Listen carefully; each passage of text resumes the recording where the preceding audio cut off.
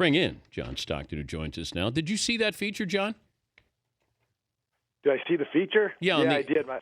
The new invention, that DVR thing, gave me a chance to see it the other day after a game. Who did you play against who was in the draft, prior to the draft, where you said to yourself, you know what, I can play in the NBA? Well, the one fortunate thing I did have before the draft that I didn't expect either was the Olympic trials. Mm-hmm. And so really I played against absolutely everybody that was in that draft, kind of all in one fell swoop 1 week. So I felt pretty comfortable of what was out there at least. Did Jordan give you grief back then?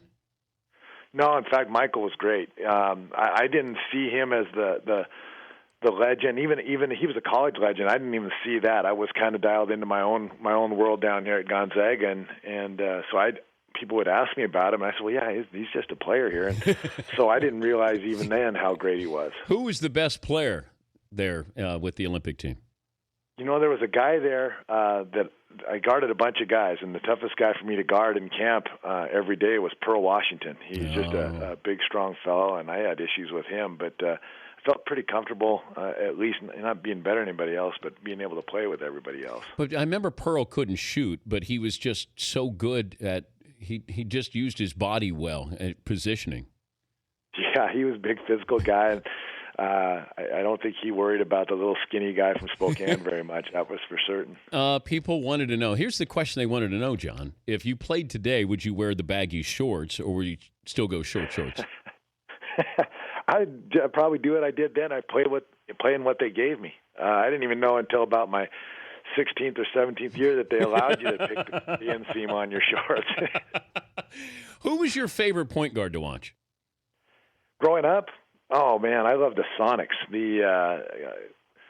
Gus Williams, Dennis Johnson. I don't know if either one of them would be considered a strict point guard, but those are the guys that I love to watch and tried to copy wherever I could. Other than that, I copied local high school guys that I thought were pretty neat. But you never sought publicity. Even during the NBA Finals when, Michael Jordan's in town and the press is there, it's worldwide. Was that on purpose, by design, or were you just shy?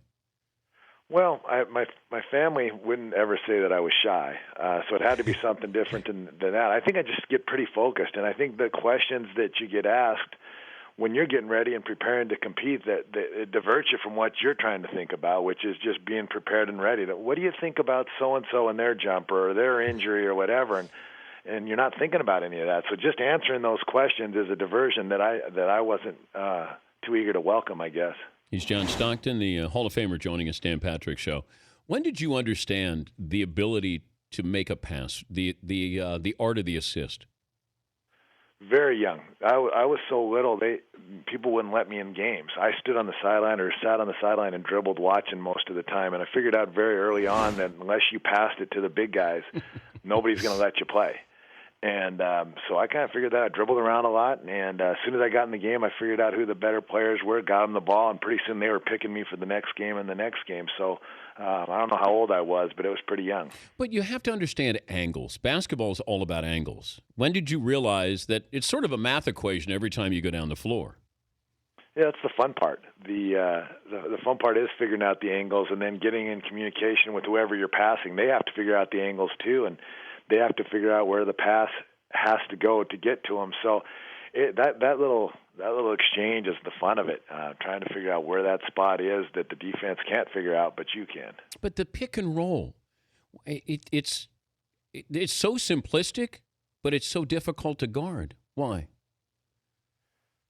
Well, number one, for me anyway, I got to include Karl Malone as the other half of the pick and roll. That's the biggest reason why it's tough to guard. And then across the way would be Jeff Hornacek or Jeff Malone, and you have to guard them as well. So it really isn't a very good play if you only have two players. But if you have a pretty good team and everybody understands the spacing and understands, like you mentioned, the angles, then it's all a matter of what you've seen, how many times you've seen it before, and what advantage you can gain. Why is it whenever I bring up your name to players who played against you, eventually it get around to, John was dirty too.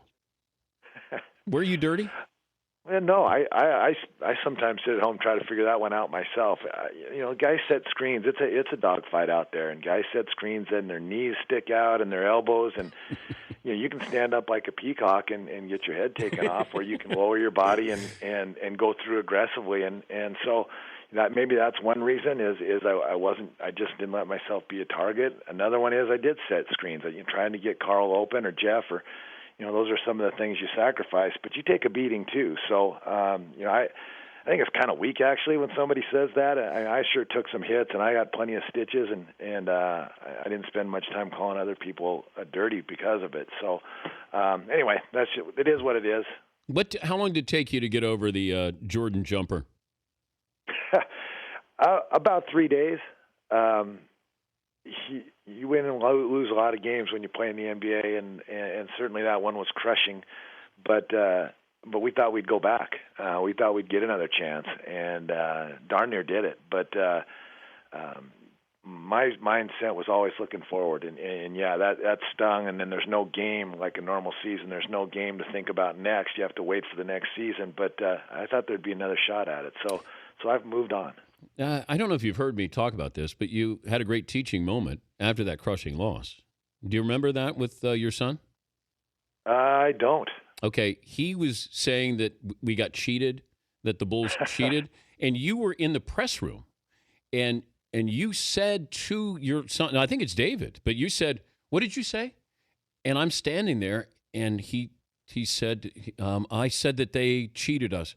You took him outside the press room, and you basically scolded your son right after you'd lost that game. And then you came back. I felt terrible for your little boy, but you came back in. It was a teaching moment as a father, and you just got crushed by Jordan. It was unbelievable. You don't remember it, huh? I do now, yeah. One thing my final report card is your kids and how they turn out and how you've worked with your kids. And I think that takes precedence. Certainly there's time where it has to be pushed aside when you're working and whatnot, but that was something I felt that we all needed to understand. And anyway, so I do the best you can. I don't know if I was right there. Maybe I was too hard on him. I don't know, but I try to be consistent anyway. Well, did Jordan cheat? Did he push off? Is that what you mean? Yeah. Would you have called absolutely. that foul? Do they call that foul on anybody else? If Brian Russell did that to Jordan, foul? That's a great question. Who knows? I mean, and I've joked even with Michael about this one. I said, yeah, you pushed off. I don't think I would have called it. The push off is part of the game. I mean, to be a great player and a great scorer, you have to find ways to get yourself open and get shots off. And like you said, it's a dogfight. So yeah, did he push off? Sure, but I don't think I would have called it. But if Brian Russell pushing off against Jordan, what do they call? Do they call it? That's a tougher answer, Dan. I don't know if I can or want to go there. The answer is yes. They would call a foul on Brian Russell with a push-off. Oh, look at you. John, come on. You're not going to get in trouble, are you? You just never know. Okay. All-seeing eye. Here's a trivia question. Not for you, John, because you know the answer. Who did John play behind? He didn't start at Utah.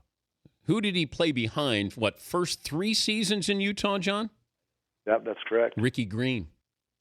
Ricky Green, one of the fastest guys in the history of the NBA. Yeah, that was his nickname, Hot Rod Hundley. Man. Great Hot Rod Hundley. Fastest of them all. All right, who would you want to play? If I said build your team now, today's players, you're the point guard. Give me your other 4 guys. Wow, can I just go put a Spurs uniform on and let her rip? Well, okay, so you're going to take Tony Parker's place? Maybe I'll just play alongside him. I'll back him up. Oh, okay. Oh, you're going to back up? Could you play I'm now? spring chicken, Dan.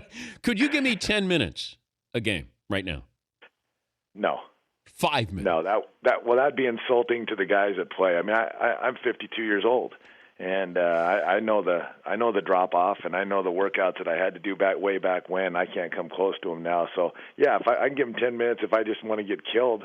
How many dunks did you have in your career? Well, I have one, but nobody else saw it, and so that was it. Wait, I didn't even know you had one. Yeah, it was against Cleveland in the old Salt Palace. It was the end of a game, and I went up. I'm petrified of missing a shot, and so I go up and it wasn't a tear down the rim thing or anything. I just kind of went and dropped it in, and nobody even stood up on the bench. And It's hardly worth it. So you didn't posterize anybody? No. I can only do that on 8-foot hoop. The book is Assisted, an autobiographical look at John Stockton. I'm even surprised you did a book that you just you were very workmanlike. You didn't want to reveal too much. Why write a book? Well, it's so many people contribute to your life and make an unlikely story happen. It started back at home in Spokane, carried on in Utah, and really that's what it is. I mean, there's some great. My dad used to say there's a best-selling author or best-selling story on every street corner, and I think that's true. And so I just wanted to show some of the people that and their stories that helped me along the way, and hopefully it turned out well. I think it did. So, your favorite story from the Dream Team, the one that you'll tell your great-grandkids. Well, I think it's been pretty well documented, the games, the legendary games, and how people were hollering at each other and fighting and dunking on each other, and yet it was beautiful. So the practice games. Yes. So not the actual Olympic games, the workouts. No, you knew when you walked in the court that those were foregone conclusions. The other team was were more concerned about getting autographs and pictures with Larry and Michael and Magic than they were playing. So those were kind of relatively easy at the time. They're not anymore, but they were then. And but those games in practice were just cutthroat. And if I were telling those stories, I'd probably get into those details. But was it true that Clyde Drexler showed up one day with two left shoes? I don't know what you're talking about. You want to go back to Brian Russell and Michael Jordan? That question? Or? Exactly. Yeah, let's do that. John, great to talk to you as always, and thank you. Yeah, and I sure appreciate it all the time, so thank you very much. All right, tell your parents to settle low. Thank you very much. Will do. Bye-bye. All right, John Stockton. The book is Assisted, an autobiography.